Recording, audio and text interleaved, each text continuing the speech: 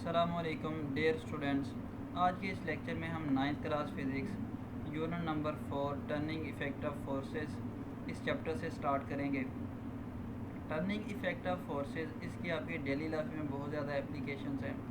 For example आपने कभी नट को टाइट या इसको लूज़ किया होगा, तो इसके लिए आप स्पैनर का यूज़ करते हैं जिसे आप रेंच कहते हैं।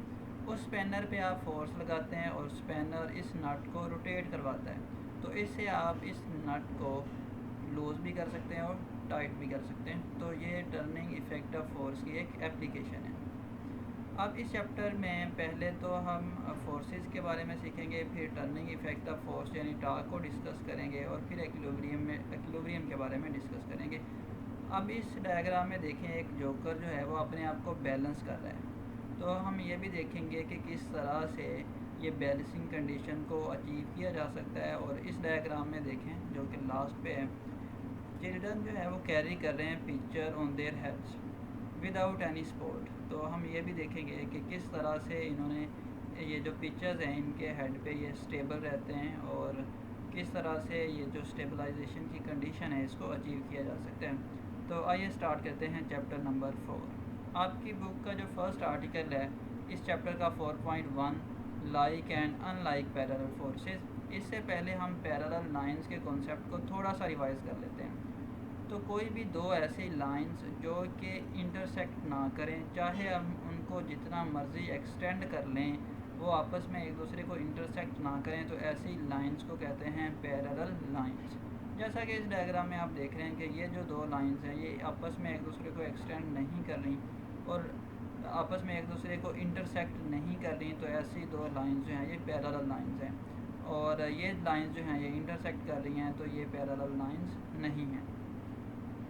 इसकी एग्जांपल देखते हैं। आपने केनाल के दो एज देखे होंगे, केनाल के दो किनारे यानी नहर के दो किनारे। आप जितना मर्ज़ी इस नहर के ऊपर चलते जाएं, ये दो एज जो हैं इस केनाल के ये कभी भी आपस में मीट नहीं करेंगे, कभी भी आपस में एक दूसरे को इंटरसेक्ट नहीं करेंगे। तो हम कह सकते हैं कि केनाल के जो दो एज हैं वो भी आपस में पैरेलल हैं। बिल्कुल इसी तरह से रेलवे ट्रैक की जो दो लाइंस हैं, तो जो साइड्स हैं, ये भी आपस में पैरेलल हैं, क्योंकि ये भी जितना मर्ज़ी इनको एक्सटेंड कर लें ये भी एक दूसरे को इंटरसेक्ट नहीं करती। तो अब आपकी बुक में जो डेफिनेशन है like and unlike parallel forces की, उनको सीखते हैं। तो अभी हमने पैरेलल लाइंस का कॉन्सेप्ट सीखा, उसी कॉन्सेप्ट को हम अप्लाई करेंगे और लाइक और अनलाइक पैरेलल फोर्सेस को सीखेंगे। तो ऐसे फोर्सेस जो कि पैरेलल हों यानी एक दूसरे को इंटरसेक्ट ना करें और जिनकी डायरेक्शन भी सेम हो, तो ऐसी फोर्सेस को हम कहेंगे कि वो लाइक पैरेलल फोर्सेस हैं। जैसा कि आप यहाँ पे देख सकते हैं कि एक फ़ोर्स ये और एक फ़ोर्स ये। अब ये देखें एक दूसरे को इंटरसेक्ट भी नहीं कर रही, तो इसका मतलब ये पैरेलल हुई।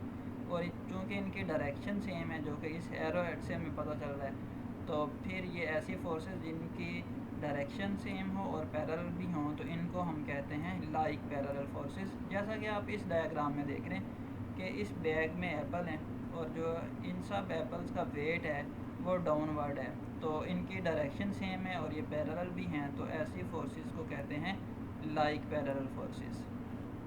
अब बात करते हैं अनलाइक पैरेलल फोर्सेस की।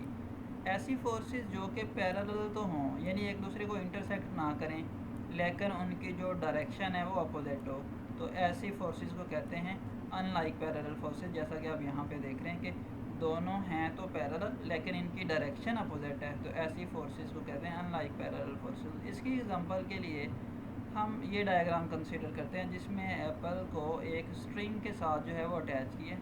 तो एप्पल का जो वेट है वो डाउनवर्ड एक्ट कर रहा है और जो टेंशन इन द स्ट्रिंग है लास्ट चैप्टर में हमने सीखा था वो अलोंग द स्ट्रिंग एक्ट करती है। तो दोनों फोर्सेस यानी वेट और टेंशन हैं तो पैरेलल यानी एक दूसरे को इंटरसेक्ट नहीं करेंगे, लेकिन इनकी जो डायरेक्शन है वो अपोजिट है। तो ऐसी फोर्सेस जिनकी डायरेक्शन अपोजिट हो लेकिन वो पैरेलल हों, तो ऐसी फोर्सेस को कहते हैं वो अनलाइक पैरेलल फोर्सेस हैं। अब इन अनलाइक पैरेलल फोर्सेस की जो लाइन ऑफ एक्शन है वो सेम है, बट यहाँ पे देखें F1 और F2 जो आपको नज़र आ रही हैं ये भी अनलाइक पैरेलल फोर्सेस हैं, यानी एक दूसरे को इंटरसेक्ट नहीं कर रही और इनकी जो डायरेक्शन है वो अपोजिट है। तो ये अनलाइक पैरेलल फोर्सेस हैं लेकिन इनकी लाइन सेम नहीं है, तो ऐसी फोर्सेस जो कि अपोजिट इन डायरेक्शन हो और उनकी लाइन सेम ना हो वो किसी बॉडी में रोटेशनल इफ़ेक्ट प्रोड्यूस करवा सकती हैं। या तो ऐसी दो फोर्सेस जिनकी लाइन ऑफ एक्शन सेम ना हो, जैसा कि आप यहाँ पे देख रहे हैं कि ये दो फोर्सेस पैरेलल हैं और अपोजिट इन डायरेक्शन है, तो अनलाइक पैरेलल फोर्सेस हैं, यानी लेकिन इनकी जो लाइन ऑफ एक्शन है, यानी जो फोर्सेस की लाइन है वो सेम लाइन नहीं है, वो डिफरेंट है।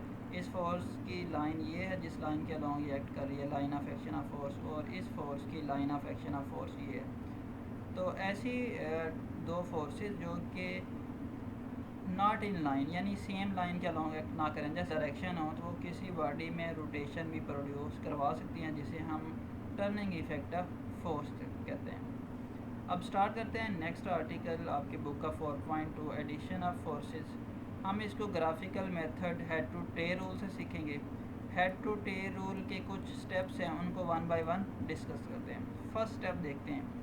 First select a suitable scale, कि हमने एक स्केल सेलेक्ट करना है। फॉर एग्जांपल मैं कहता हूँ अगर 2 सेंटीमीटर लेंथ की लाइन होगी तो वो जिस फोर्स को रिप्रेजेंट करेगी हम कहेंगे कि उसकी जो मैग्नीट्यूड है वो 1 न्यूटन है। तो इसी तरह से अगर 4 सेंटीमीटर लेंथ की लाइन होगी तो वो रिप्रेजेंट करेगी 2 न्यूटन फोर्स को। सेकंड स्टेप देखते हैं। Then draw the vectors of all the forces according to the scale, कि इस स्केल को देखते हुए हमने जिन फोर्सेस को ऐड करने हैं उनके वेक्टर ड्रा करने हैं। फॉर एग्जांपल यहाँ पे हम कहते हैं हमने दो फोर्सेस को ऐड करने हैं, तो दो फोर्सेस के वेक्टर हमें ड्रा करने पड़ेंगे।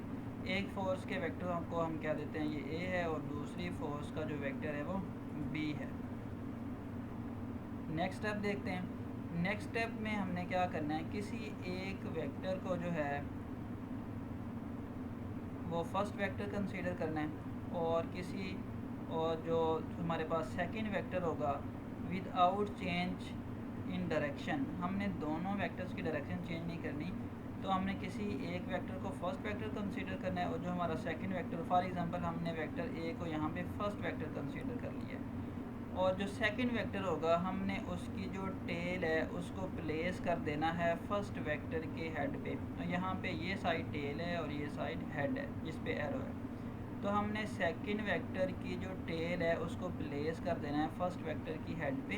तो ये यहाँ पे आप देख रहे हैं कि हमने जो वेक्टर बी की टेल को प्लेस कर दिया फर्स्ट वेक्टर की हेड पे, और डायरेक्शन दोनों वेक्टर्स या दोनों फोर्सेस की चेंज नहीं की। अब लास्ट स्टेप में हम क्या करेंगे, ये हमारा स्टेप नंबर 3 था। Then draw the next vector B such that its tail coincide with the head of the first vector.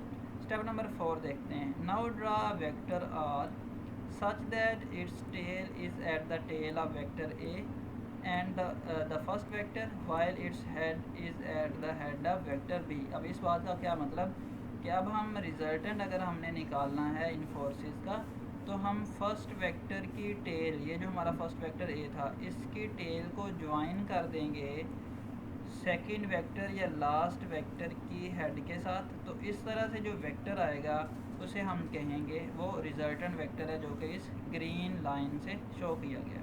तो दोबारा से सीख लेते हैं इन स्टेप्स को क्विकली। फर्स्ट ऑफ ऑल हम क्या करेंगे, एक सूटेबल स्केल को सिलेक्ट करेंगे। उसके बाद हम उन फोर्सेस को ड्रा करेंगे जिनको हमने ऐड करना, जैसा यहाँ पे हमने ए एंड बी किया। फिर हम किसी भी वेक्टर को फर्स्ट वेक्टर कंसीडर करेंगे और उसकी डायरेक्शन को चेंज किए बगैर हमने जो सेकंड वेक्टर है उसकी टेल को ज्वाइन कर देना है फर्स्ट वेक्टर के हेड के साथ, और लास्ट पे क्या करना है, फर्स्ट वेक्टर की टेल को ज्वाइन कर देना है लास्ट वेक्टर के हेड के साथ। तो इस तरह से जो वेक्टर हमारे पास आएगा उसे कहते हैं रिजल्टेंट वेक्टर।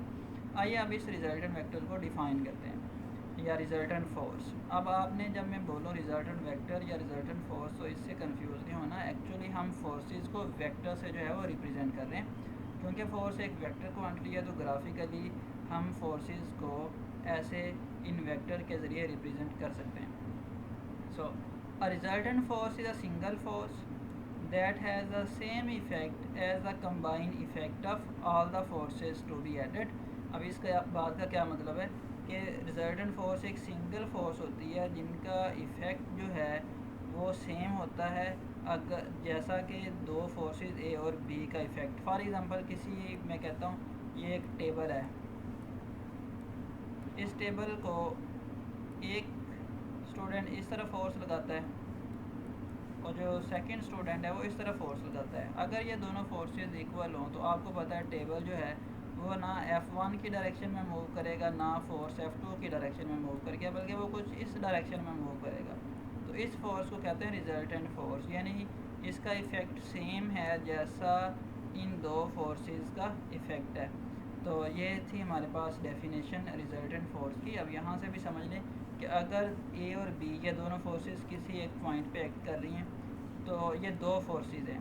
फिर ऐसी फोर्स जो कि सिंगल फोर्स होगी लेकर उनका उसका जो इफ़ेक्ट है वो सेम होगा जैसा कि ए और बी दोनों का इफ़ेक्ट था इस पॉइंट के ऊपर, तो हम कहेंगे ये जो फोर्स सिंगल फोर्स आर है जिसका इफ़ेक्ट ए और बी के इफ़ेक्ट के सेम है, तो ये फोर्स जो फोर्स आर है इन ए और बी फोर्सेस का रिजल्टेंट है। Thank you.